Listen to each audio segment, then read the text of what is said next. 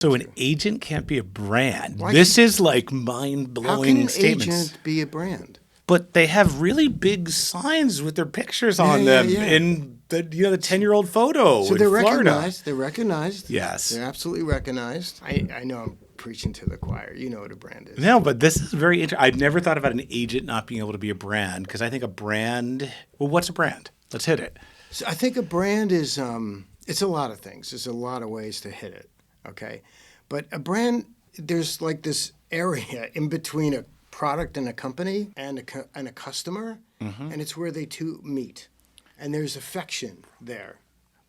There's affection going on there. The brand is radiating something that attracts the consumer who sees themselves in that aura, and by being a part of that brand, they become a better version of themselves. It's why we buy brands. Like, why would somebody spend any more than like 20 grand on a car brand? It's a machine that takes you from point A to point B. So what do you need a Range Rover for? Or what do you need a Mercedes for? But I'm outgoing. Yeah, exactly. I'm earthy. Yeah, you define yourself through the brands. I want people to see me that way. That's what I'm talking I'm the about. outdoor guy. I put a surfboard on my car. Yeah. I may never take it off. Yeah. But one day I may. Or I'm into the environment, so I'm riding my electric vehicle. You self-define that way. You become... Even if the electric vehicle creates more emissions in the creation of the vehicle, Well, I don't want to think that far. then it saves. Yeah. That's why I'm holding out on the EV. Yeah. Because I know what it takes to make those. But that's what a brand is, something that you look at and see a part of your better self within. How do you do that with a real estate agent? But a real estate agent is the name of a team or a brokerage. It's a name. They symbolize It's a label. some degree of access to inventory. Maybe they have a luxury association because they're the agent brand in their neighborhood. Well, they keep using that word brand. They're just the agent, and there's no brand And there. maybe by associating with them, I think I am more esteemed as a result. Doesn't that welcome me into that same circle? Not really, no. Okay. No, because if you think about what most agents do as their communication, they're marketing. They're marketing. And what are they marketing? Themselves. Yes. Brands don't do that. Brands market to us. They tell our stories through their advertising. Okay, through so let's pull this because I know we've played with this and Have we for a bunch of started? years. Is this the It's podcast? always rolling. Okay. This is the point of a good podcast. Okay, It's not okay. like da da da da da. It's like let's get in it. Let's get to the in. meat. Let's go for it. Okay, so a great agent can't be a brand. No, they can.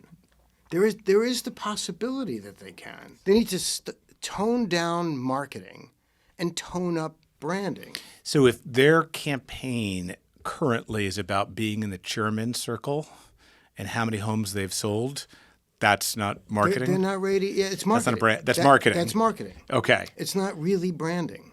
Okay. Branding is creating, that is what we'll call like the rational reasons to believe, the rational benefits. Yes. Hire me because I'm the best. Hire me because I've done the most. Yes. It's like McDonald's. Buy our burger because we've sold 20 billion burgers, so they must be good.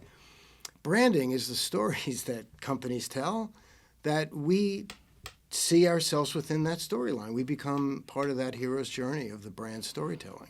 If you think about and break down all branding and brands, they do some marketing and some branding. Yes. And some of that branding is whether it's like outdoor activation where you can experience the brand and yourself through that brand.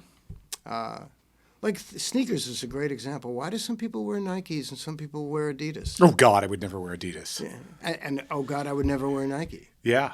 And it's because what they have projected out as what they represent. You align. Agents don't do that kind of branding. They just do marketing. Well, because they want to often be accessible to every type of transaction, I right? understand it. Like keep it up. But you're not a brand. I've always dreamed of a agent brand. I'm not even saying a brokerage brand. I know you've worked with many of the best, and it'd be fun to actually typecast how you've positioned some of these that you think are pretty effective. I've always wanted an agent to say, what they're good at and what they're not good at, what they want to service and what they don't want to service, I asked and them that how they question. think they could best support people, what they could do for those people, as in, Yeah. rather than what they've done, what could they do? And I've tried this one. We've never talked about this. I tried to convince a top agent in Seattle who he was working with us, and he knew more about historic homes than anyone I ever met. And I'm like, that is the essence of storytelling in a brand. There you go. That's something. That's a thread. Because we walked into the home we were buying, and we saw a big crack in the foundation, for real. And my wife and I said, oh, my God. We didn't know anything about old 100-year-old homes in Seattle. He said, no. That's the earthquake of 1922. I promise you, on my reputation, if you take a piece of masking tape and put it across the crack and put marker on that masking tape, it won't move in the next 10 years. Wow. Okay. Yeah. I couldn't convince him that was his brand. So that is the makings of their ingredients there. So Yeah. depending on how he bakes those ingredients and sends it out there would manifest brand. Is there a brand in real estate right now? An agent brand? Is there any brand in real estate right now? I would say Sotheby's is a brand because when you think Sotheby's, you don't go to real estate.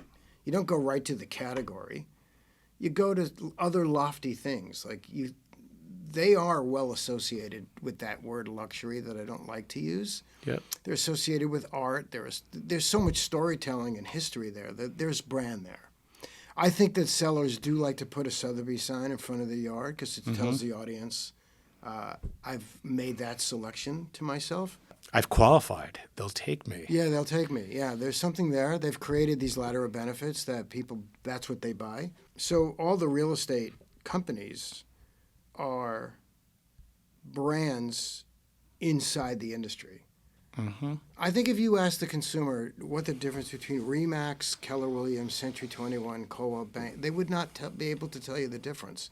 Yep. So I would even argue that the brand doesn't really clearly articulate out in the marketplace. In real estate, people can say, oh, they're the discount, or they're the this, or they're the that. How unfulfilling for people that both of us love brands.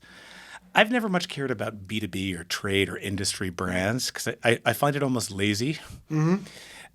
Go to develop a brand position knowing consumers will never understand it, but I'll convince agents they do, so they should come to me Yeah.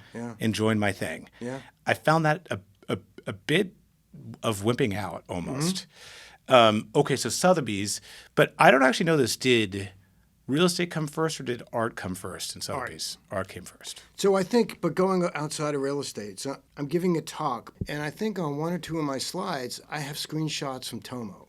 Mm-hmm. You built a brand, Thank you. and it's very clearly articulated in the homepage. There's a thing there that I call the worldview or your belief system. Mm-hmm. You share your belief, and then you act on your belief. Mm-hmm. That is the makings of branding. Marketing is like, hey, buy this, learn more, click now. It's a lot of direct response, calls to action. Branding is a different vibe. It's like sharing your innermost feelings about the world and then attracting people based on, do you ever meet somebody random and connect immediately? 100%. So you're Last weekend. Okay. So In a pool. In a pool. Yeah. And then I feel like I've known you my whole life. You know what's happening there? There's a shared value system. 100%. That's branding is sharing values. So marketing is good. Marketing may get you to click to maybe buy something. But if we connect at a deeper, more value-based belief level, now we're hooked into each other on a different wavelength, and that's where branding lives. Okay, so I'm at a buddy's house, and we got kids running around. And I'm in the pool, and a kid named Josh, my age, about my height. A kid. Yeah, kid. How I'm a much kid. do you think of yourself I'm a as a kid. kid? He's like, I should be clear here. He's about 50. Yeah. This kid, and we got to swim over hey, and within a minute or two, we realized we both have daddy issues, and we both are grinding business people, driven by the burdens of wonderful but unfulfilled fatherly expectations. Yeah. And we got to that within 5 minutes of meeting each other. And the guy's a real estate developer, does a different thing, but he develops beautiful, unbelievable exceptional quality, like the finest real estate developments in the world, and puts the finest restaurants in the world. Wow. And I asked him why, and why is he bothering, and he's successful. And he said, because, of course, just like all of us, because one virtue or the other is because Dad didn't believe. Yeah. And I was like, that's it. Add me to that club. Exactly. So let's go there. Quick, can we just put closure? Yeah. I can turn any agent into a brand. Okay. I could make it happen. It's hard. And they have to follow steps and be very militant, as you know, because you're building one. It's hard. It takes a while. It takes a while, and there are guidelines, and you have to look at everything you do and say, is this on it or is this off it? And if it's off it, well, you're just creating obstacles to get to the good stuff. Have you ever done it? Have you ever seen an agent become a brand? Following the Marc militancy playbook. Yes, I have. I don't want to call one out over another, Yes. but I did it for a doctor. Smart. I did it for a doctor. Okay. So my cardiologist was just a doctor. I love this. Doctor name. Yes. And when I started seeing him after my heart surgery, I was fascinated by his philosophy. We became friendly. About 3 or 4 years ago, I said something to him about his social media. You're off topic. You're a cardiologist. Why are you on social media talking about all these other things that make no sense? Yep. He goes, well, what do you recommend? I said, I think you could like triple your practice and increase your world popularity if you did these things. Over the next 4 years, he changed his practice name from his name to the Natural Heart Doctor. And 100% of his social media is about heart-related issues. Oh, my gosh. He's now a global brand. He's built a huge clinic in Phoenix. People see him from world over. The Natural Heart Doctor. Natural Heart Doctor. Okay. By the way, who doesn't want to have a healthy heart off of a natural heart doctor? Well, I mean, like Dr. Blank Blank, it's like there's no brand there. It's just another doctor in a long list of cardiologists. So he was in Costa Rica for the last 3 months, and every video he makes is him catching a fish and talking about the health benefit of the fish. Or he just picked a watermelon and he's doing squats with the watermelon, showing how doing morning exercise, using what's around you is good heart cardio. It's on topic. He's not dancing in his kitchen. So I did it with a doctor. I could do it with an agent. I believe you can. All right, so you want to talk about our fathers? I want to talk about you. Okay. One of the attributes I admire the most in people is curiosity. And I find you a very curious person. I admire curiosity because it largely is related to being unsatisfied. And that's where kind of big innovations tend to come from. Yeah. So start us early. Young Marc. Yeah, young Marc. Where'd you grow up? What were you all about? Give us some defining stuff. Yeah, real quick. I grew up in Brooklyn, New York. Yep. The greatest place to grow up in the late 50s, early 60s. I rode subways to grade school, learned the street. It was safe, but not so safe. It depended on where the stop was on the subway. And there were moments where, like, every month your school would issue you a new transportation pass. And on that first day, there would be people looking to take it from you. Yep. So, you become a victim a few times and you realize how do you start defending yourself. How do you start defending yourself? Well, you stop making eye contact with people. Yeah. You kind of have to project, Yeah. don't fuck with me attitude, which is hard because I'm a small little guy. Yep. And but like once I kind of learned how to just be that animal in that jungle, I was left alone. I was the oldest son of kind of a famous man. So there was a lot of pressure on me to follow in the footsteps of the family. Okay, I see a pattern already emerging. And but the thing was, I wasn't born to do that. I was different. I was wired different. So I became kind of black sheepish even early on. At my bar mitzvah, I literally looked like Peter Frampton. I mean, I had really long hair, and it drove my parents crazy. Nuts, right?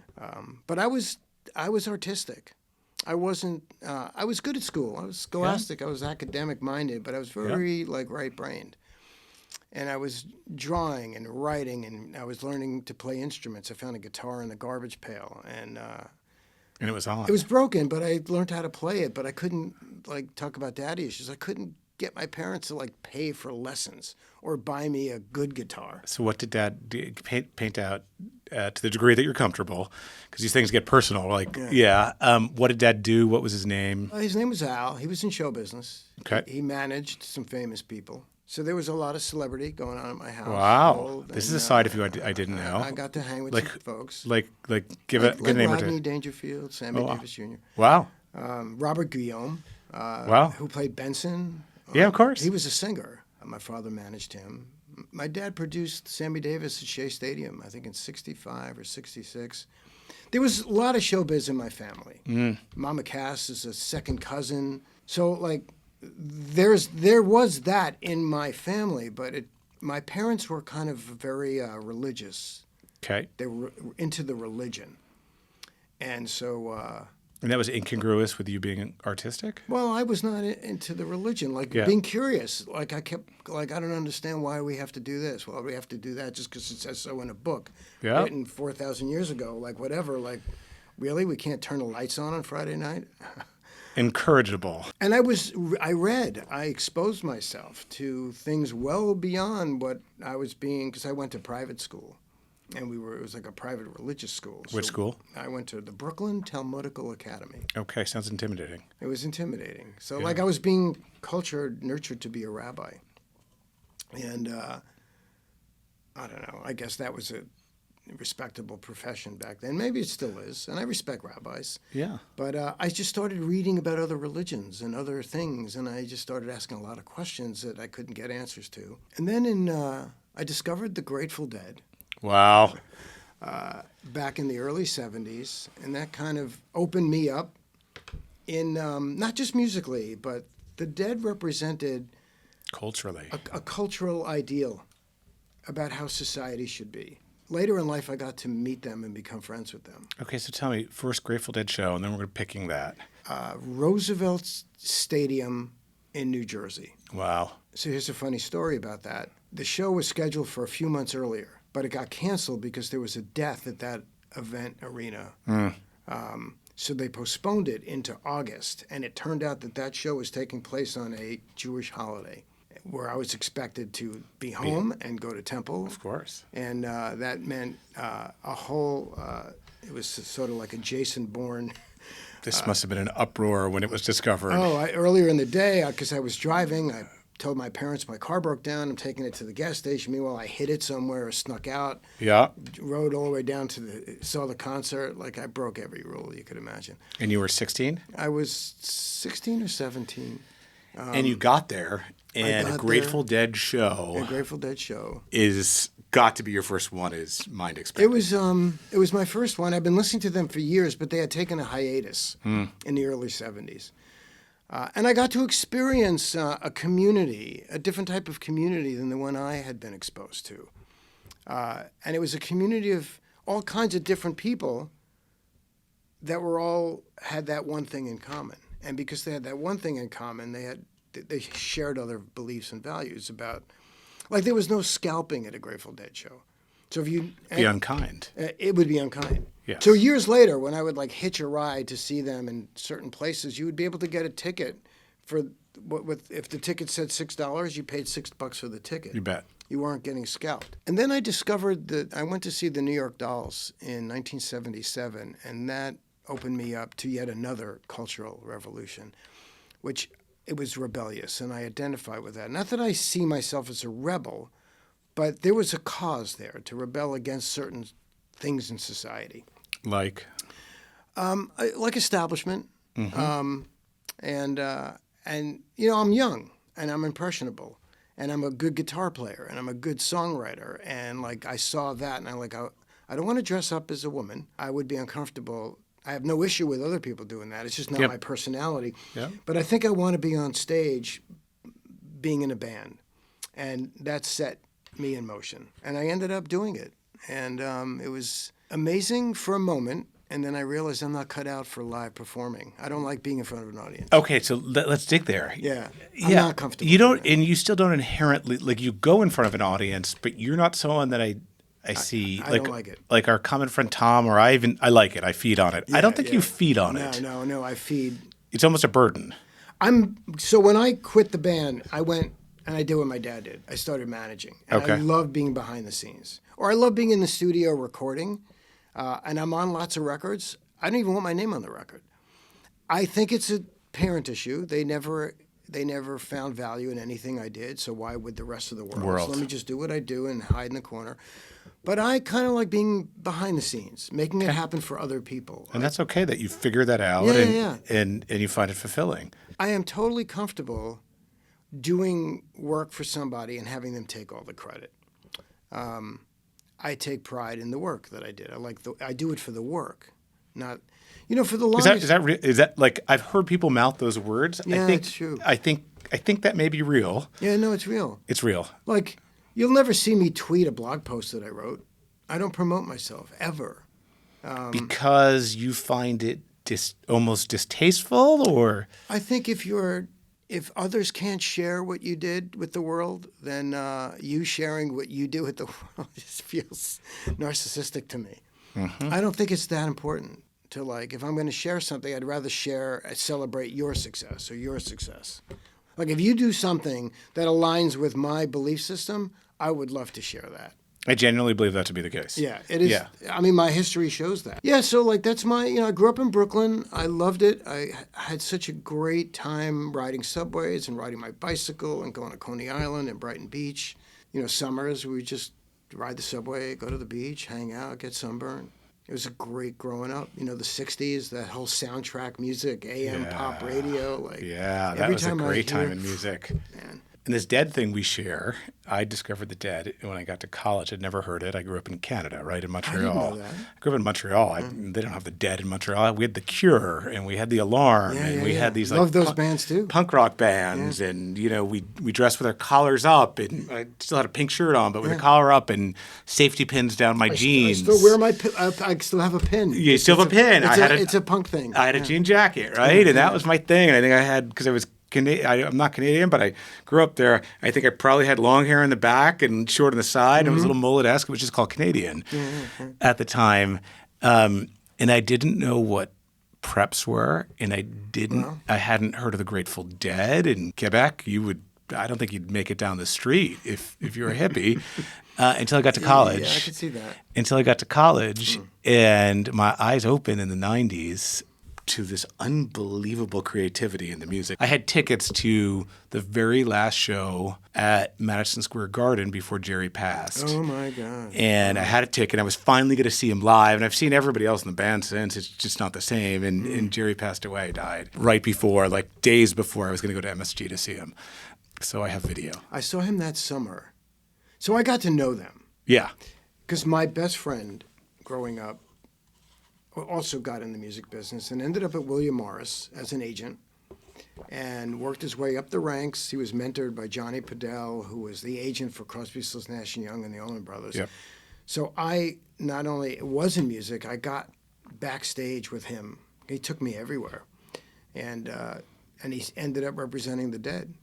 So I got, over the many years, I finally became like a recognizable face back there. Yeah. And then fast forward after Jerry died, I ended up doing a couple of shows with Phil Lesh with like an early version of Phil Lesh in France. Wow. The Jerry guitar player.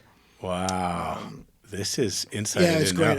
Lori, my wife, took a bunch of photos. I was about to ask for some photos. We have photos, and we have a disc with some of the jamming. I'd love to put it on a CD. I'd love to hear that. It was so much fun. We got to get that online. And I got to like really understand what happens musically in the Dead. What'd you learn? Yeah. Well, Phil Lesh, the bass player, literally drove the music train. He was the one who responsible for all those transitions. They would follow him, and he was just a brilliant musician and an incredible human being. Like they were all angelic and like maybe that's not the right word. They were couldn't have been. They were touched with something. Yes. That not everybody gets touched with, and when you're in their presence, greatness. You could feel it. Yeah, greatness. You could see it. It's more than charisma. It is something else. Yeah. They were just evolved. I'm sure you see this. Certain people, they were probably aware of it as well, and that's part of it, charisma, but awareness of it. And then some people use that to become unpleasant. Yeah. and are takers, and some people use it in kindness, and then they kind of escalate. Like we have our common friend Tom Ferry, Yes. has greatness in him, which is unusual, and it's authentic and it's kind. Yeah, it so it's sure is. very endearing, and it's been neat to, in a career path and a life path, meet a few people like that. I was suspect of it early on. Yeah. Tom he tells a great story of how he and I met. You're suspect of most things early on, though, right? Well, Because you're it's curious. It's a New York thing. Yeah. I'm suspect early on, and I'm very welcoming and accepting. Yes. I can become that pretty quickly. Yep. And I find with Tom, his generosity and kindness and friendship still feels unbelievable to me, but I'm not suspect of it. It's genuine. Mm-hmm. Like, of all the people he knows, and we both know who he knows in the world, last Christmas morning, he called me up to wish me a Merry Christmas. I just don't think that I'm that high up on his reality pole. Yeah. And yet, I mean, I consider him a good friend and a good industry colleague. But, like, I was just taken by, like, that show of kindness and friendship. And that's one of the wonderful attributes of him and of you, Yeah. that you don't expect it, No, don't expect and it. he gives it. Yeah. Well, hey, something that's interesting as we've started doing these, and this is the point of this pod thing. You're good at it. Thank you. And you're welcome. Thank you. I generally take amazing pride in my friends. It's one of the things, if I think about, one of the things I get most joy from, it's not counting dollars. I like that stuff. It's not bad. I like stuff, but it's obviously my family. Everyone loves their family, but the broadness of my friend group, this really curious, interesting group of people you can go deep with, is the thing I enjoy most, and that's what I'm trying to share with others. Yeah. Because I wish I was looking when I was starting out in a career. I thought everyone else had the knowledge, and I didn't. Right? I didn't go to business school. I didn't go to Wall Street. I didn't go to these powerful institutions. I was an ad kid. Wow. I was buying GRPs at an ad agency in the bowels of an ad agency in Soho. Kirschenbaum and Bond on the Snapple account. That was my first account.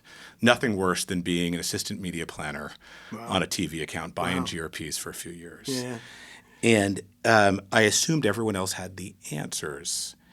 And it took me years to figure out that we're all just inventing it in our journey each time. So my goal of this thing is just to share a little bit of what I wish I knew from talking to great friends and smart friends. I really thought that you were more academically awarded, only because you project a high intellect. Yeah, and that's something I'm kind of passionate about. Hey, I'm very open about having pretty severe ADHD and dyslexia. So school was torture. And I passed that gift to one of my kids, lucky her. And so we now call it the gift. I do like that. Yeah, we call it the gift because we see things differently when you have dyslexia and ADHD. And entrepreneurism tends to evolve from it. But it isn't easy when you're trying to fit in a school system. So I couldn't go to graduate school. And I just made it out of college. I never checked my class rank because I didn't want to know what it was. But I made it out in 4 years. That's all that mattered, right? Well, I didn't even graduate. So, I have only one of my 4 kids went to college. Okay. The other 3, we homeschooled all the kids. Okay. Because I felt that the standard education doesn't give them a wide enough sense. They would end up out in the world ignorant about a lot of things. Yeah. So I taught them how to learn and then set them off to go discover on their own. So I think I passed down that curiosity gene. So the thing about homeschooling is what you're really teaching the kids is to relish the art of education and of learning. As a point of pride, my daughter, who is 31, decided when she was 29 to completely change her career, went to dermatology school. She's on her way to becoming a doctor. Wow.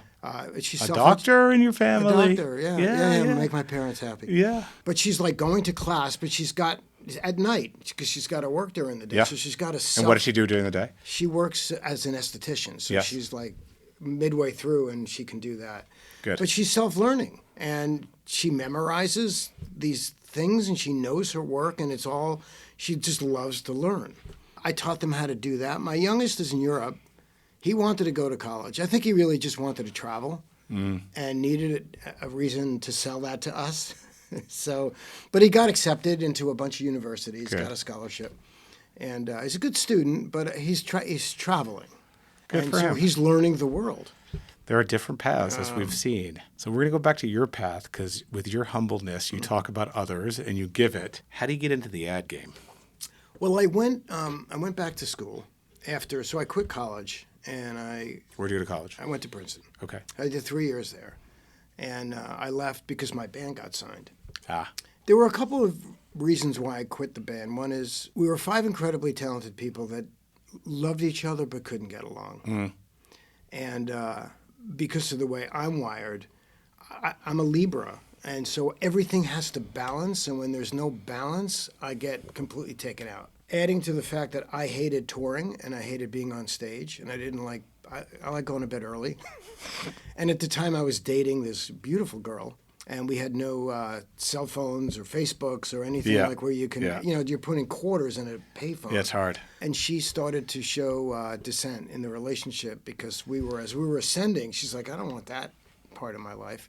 So I chose to quit the group and propose to her. Mm-hmm. And so we got married. And I went back to school. And there was a school project where it was in a communications class where we had to build messaging and advertising for a made-up product.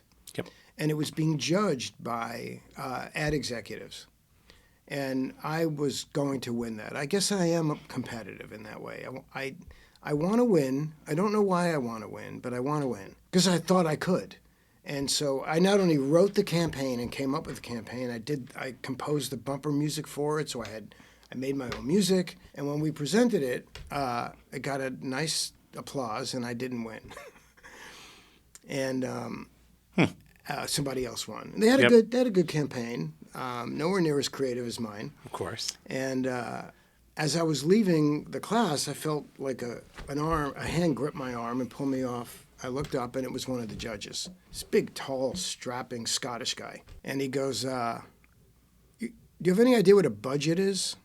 I said, yeah. He goes, no, you don't. You have no idea what a budget is. And so what proceeded was I would have won had my commercial been within the realm of I basically wrote an action movie. Yes.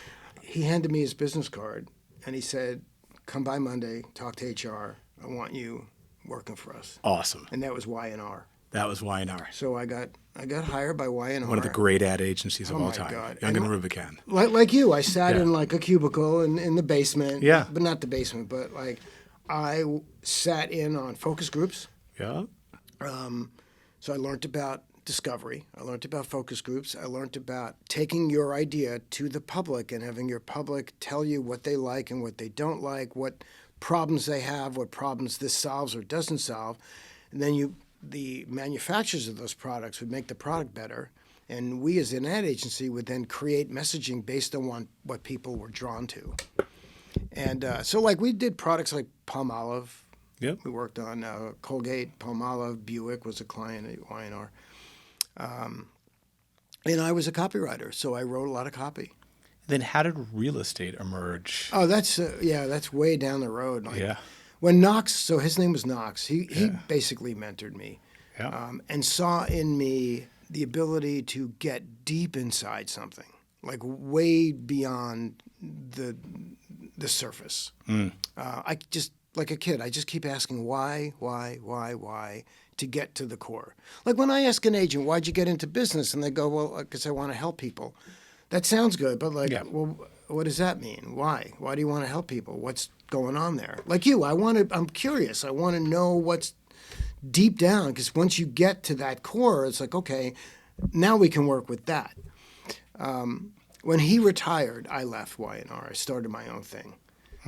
And that was sort of I wanted to get back into the show business, but I wanted to manage acts, comedians, rock bands, and build their brands. And I did that for many, many years. I took a couple of comedians that we were representing, and I moved to the West Coast. I bought a home and had it home inspected. And the inspection caused me to not want to buy the house, which caused my real estate agent at the time to go into a tizzy about it. And I'm like... because the house wasn't good, or because you didn't want to buy it? Oh, the home inspection, the deal killer, you hired the deal killer. I'm like, the deal killer? This house is falling off its foundation, man. I called the home inspector, and I said, I want to sign you to a contract. I want to manage your career. And he said, what Wow. are you talking about? He was an articulate guy. He went to Yeah. Pepperdine. Yeah. And he studied journalism. Yeah. So like the universe was talking to me. I know how to take an art form and promote it. So I created something called Inspectors in the House, and I taught him how to write Q&As, and I would help him write his Q&As, and I began to package Inspectors in the House. I branded it and started selling it to newspapers around the country. Okay. And in 1998, I had him in like 400 newspapers, Wow. and I had him on 1,000 websites, all from like the back porch of my Of course. new California home. And I get a call from some guy named Brad Inman. Famous Brad Inman. You know, and it's like, who the F are you? And I'm like, well, who the F are you? And I hung up. I figured it's one of my friends, giving me a hard time. He called me back. It was just late at night. He's like, how in the world did you get some home inspection column to be that popular? I said, I don't know. I guess people are interested in it. Well, he said, I'm going to have you talk to my guy tomorrow. We want to talk to you about working with us. And that's when I got introduced to Brian, my business partner. Your business partner at 1,000 Watts. Which is like the greatest thing ever, right? Yeah. Brian and I were very different, but we share a very same thing. Which is? We share the same values and beliefs. Okay. Which are? He's a humble guy. Yep. He likes to promote others. Very creative. Don't let his business suit fool you. It did for a long time. The dude is super creative. We had the same sense of the world. And we learned that over discussion. And I came on board as a freelancer to help promote him and build the brand. And I began doing what I naturally do, writing clever little marketing blurbs at the top of the Inman email that would go out every day to buy Inman's content. And Brian would edit the copy. And I found that like between my first draft and his editing, we were selling content, but using clever. Yeah. I remember one of my ads was, content is not something Michael Milken takes camping. Like that was edgy, right? Because at the time he was arrested and in jail for like, he was a con. Yeah. And like we were doing stuff like that, kind of different in real estate. Yeah. But because Brad had left to start Home Gain, and I was like sent to the Inman events to represent Inman, I became synonymous with Inman for many years. I accomplished what I didn't set out to do, which was to become kind of known and popular. And I made a lot of friends, and all the incoming calls from everybody for Inman to license Inman's content came to me. So I got to speak to everybody. Sure you did. And I like to make friends, so like it all just, that's how I got into it. And I loved it. I freaking loved real estate. It was 10 times better than the music business. We each have an iconic story. You have the Don't we? inspector Yeah. that brings you into real estate, and it almost always starts with a personal experience. Mine was buying our first house in Seattle. We'd been in a rental property that historic real estate agent whose brand I wanted to change found us. Lisa, my wife, calling me, at the office one day saying, oh my God, there's a notice stapled to our front door. The landlord hadn't been paying his mortgage and we were going to get evicted. Even though we were paying our rent, he was pocketing it. I don't judge. So we had to get out. We'd found a house. Houses were inexpensive comparatively to now, but sparse in Seattle at the time. And it was the day before closing. We still didn't have any closing docs. And I remember, I'll say it. I always say it. It was ING was the lender. Oh, man. And we had no closing docs the day before, and no one could get in touch. It was through a broker with the bank. And we weren't going to close, and we were going to lose our earnest money because there was a backup offer, and we weren't going to have a place to live. Oh, God. And I have what I call buyer's head. And to this day, I think back to buyer's head when we're building these products, whether it be at Zillow before this or at Tomo today, is I have empathy for that person who has basically the sweats because they're just not sure that it's going to come together, and they have shame. And so I had shame at the moment. Oh, my God, is my little family going to be in between places, and is all of our stuff going to be in boxes in Seattle in front of our house in the rain getting melted? I know that wouldn't really happen, but that was what I felt. Yeah. And at that point, I swore, for real, I was working at Zillow at the time, but this is many, many years ago. It was 2 years into the journey or 3 years into the journey. I swore I was going to start a mortgage company one day.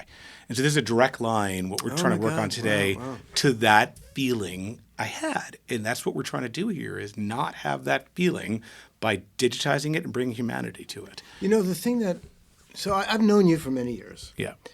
But like it was sort of this casual. Yeah. I'd see you at an event. Do you know who introduced us the first time? Our Hold friend. on. Errol? Yes, our friend Errol Samuelson. Yeah, Errol. I've known him a long time. Yeah. And like I would see you at events, and Yeah. you're a nice guy. Yeah. I'm a nice guy. We say hi, but like, we never got into real dialogue. It wasn't until I came out to Connecticut. Yep. Because of all the Zillow people, I connected. I related to you. Yeah. I wasn't sure why, but it's one of those things where you meet somebody and you kind of there's a connection. So when I came out, Stanford, Harvard. Stanford. Yeah. And we hung out outside and we chatted. Yeah. I got to know you a little more personally. Then when we worked together, I didn't realize how deep your empathy runs. That I don't hear enough of. Yep. In real estate, which is sad because this industry should be so riddled with empathy, given what we do. And this is, again, like my rant against personal brand. Like, stop making it about yourself. Because there are people out there who are hurting. There's so many buyers that want to buy. There's so many sellers that need to sell. There's so many real estate realities that you could be touching those topics and maybe actually building a brand, talking about things that matter to people, more so than you. Yeah. And but I didn't realize that you had such a deep sense of concern. But like that's what drives solutions. That's how we make the world better. Yeah. Being dissatisfied. Yeah. Give us 2 seconds. What's 1,000 Watt? Well, we're an agency that creatively approaches marketing and branding and storytelling. You could change one thing about the real estate industry. It could be anonymous. Folks don't even have to know that you have the magic wand. What would you change? What would I change about the industry? I'm going to give you I had never thought about this, but now that my first answer is I wouldn't change anything. Really? I think things should just naturally change on their own. Like, who am I to change anything? I think that there's good in real estate, there's great in real estate, and there's bad in real estate. I'd like to see a little less bad, and I'd like to see more of the good rise up. I'd like to make maybe some of the, if we're talking magic wand and magic, I'd like to make some things disappear. There are some bad actors that like project things that distract our industry. And I know that you're a gentleman, so you would never say who. Well, I've learned my lessons. In the past, I was a little more candid about that. But could we just get back to focused on what we're here to do, which is to help people buy and sell homes? Yep. And let's not like have popularity contests and do that kind of nonsense. It's distracting.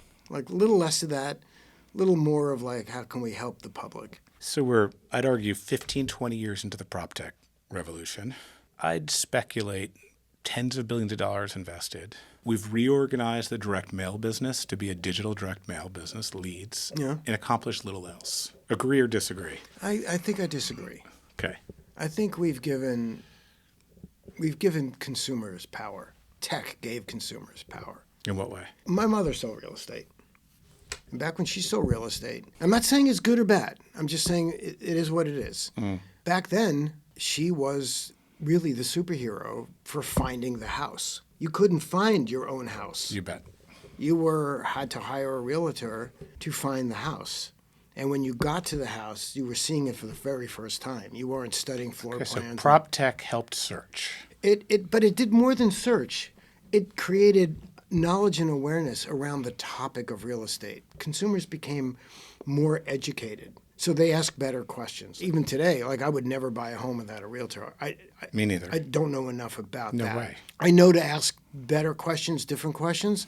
So, yeah, PropTech gave us search, but it actually gave us awareness. It brought us into a new age of like, we've become more aware over like maybe what a good realtor experience should be like. What reviews is a huge thing, like just to have reviews and be able to make decisions as a consumer based upon the reviews of things. Zillow really kind of cracked that open in terms of having a consumer intent. We did. Okay? Before that, I remember standing on a stage as part of Inman in 2000, giving a speech to 1,000 agents at the San Jose Association of Realtors, talking about the consumer. And when I was done, I didn't even get an applause. I was able to walk out of that venue and through the room and out the door to a cab, and nobody talked to me. Because the idea of the consumer was not even a thing. And yet that's their entire audience is like, how could you not embrace the consumer? So I think prop tech gave the consumer. I love it. Do you agree or disagree? I do. I'd never actually focused on that, obviously Surge, but I'd never focused on those early days where focusing on the consumer at our early Zillow days was like a revolutionary No, it's concept. a huge revolution to give. See, this is the thing about knowledge. There's always more knowledge. There's always something somebody knows that you don't know. So to not be curious is like, why get up in the morning? Like, don't you want to find out what you don't know today that you could know? Monotony. Yeah. So I think of every great rock and roller or musician as having that trophy case where, their Grammys or whatever it may be is on the wall. Oh, my God. So this is the very first Goats of Real Estate trophy for your wall. That's a picture of you. If you scan the code right there, it'll take you to the Goats on Spotify. That is so you can so always cool. find yourself, listen to yourself, because I know you would definitely do that. I'd So there you definitely go. not do that. For your trophy case. But hold on, can I return a gift? I'd love it. I'm going to give you my punk pin. This is the official 1,000-watt turn on. That was the whole thing about turn on. Yeah. Our slogan from day one is like, Of course. learn more. And wear it with pride today. Okay. This was a pleasure and an honor. Thank you. Yeah. What a back to wonderful you. gift. The Goats of Real Estate. You're a goat of real estate right there. You're an official. I'm going to put that on my shirt later and not stick myself. Okay. Really fun. Thank you, Matt. Yeah. Thank you.